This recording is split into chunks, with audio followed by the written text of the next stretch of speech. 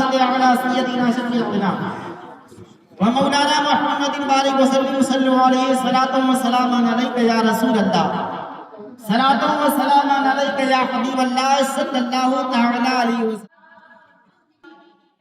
مبارک دن ہوتا ہے، خوشی کا دن ہوتا ہے، بلکہ یہ کہا جائے کہ ہم کلمہ پڑھنے والوں کی ایک ذمہ داری یہ بھی ہوتی ہے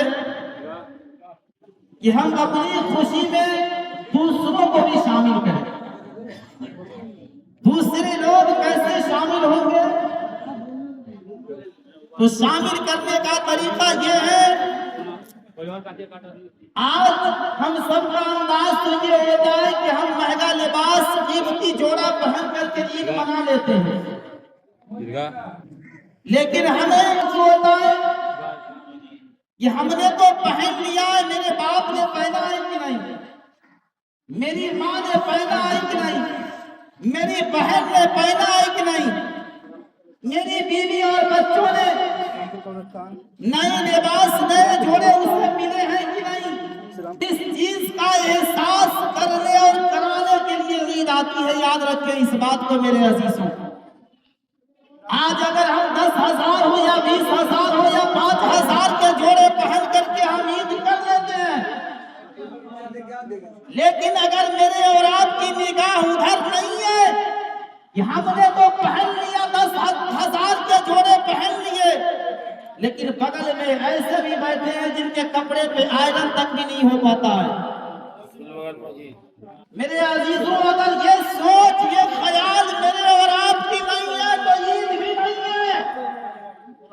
کیونکہ آئیے مدینے کی وادی میں مدینے والے مصطفیٰ عیدگاہ جا رہے ہیں، ایک یتیم بچہ ہے جو زاروں کا تار رو رہا ہے. حضور فرماتے ہیں بچہ رونے کی وجہ کیا ہے؟ تو عرض کرنے لگا یا رسول اللہ، کاش میری ماں ہوتی، کاش میرا باپ ہوتا تو مجھے بھی سنبھالتا، میرے پاس بھی نئے جوڑے ہوتے.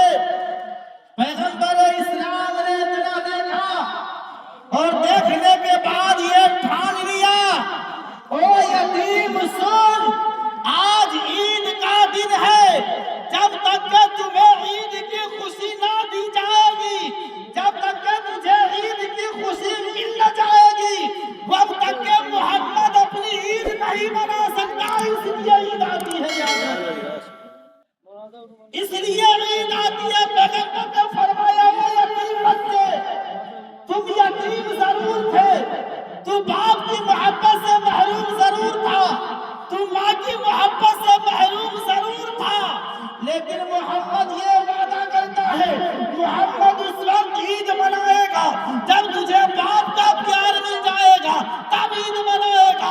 اسے ماں کا پیار مل جائے گا تب عید منائے گا.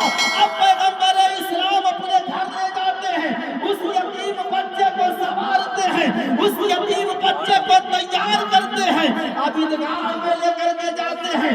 پیغمبر اسلام کی محبت لوگوں نے دیکھا تو سارے بچے یہ سوچنے لگے، کاش میرے ماں باپ بھی مر گئے ہوتے تاکہ محمد عربی کی شفقت میرے اوپر اور مہربانی میرے اوپر آ جاتی. میرے عزیزوں، میں بتانا یہ چاہتا ہوں، میں آپ کو بتانا یہ چاہتا ہوں کہ یہ عید آتی اس لیے کہ ہم اور آپ اس گھر میں بھی عید کی خوشی پہنچانے کی کوشش کریں جو محروم ہے اس چیز سے.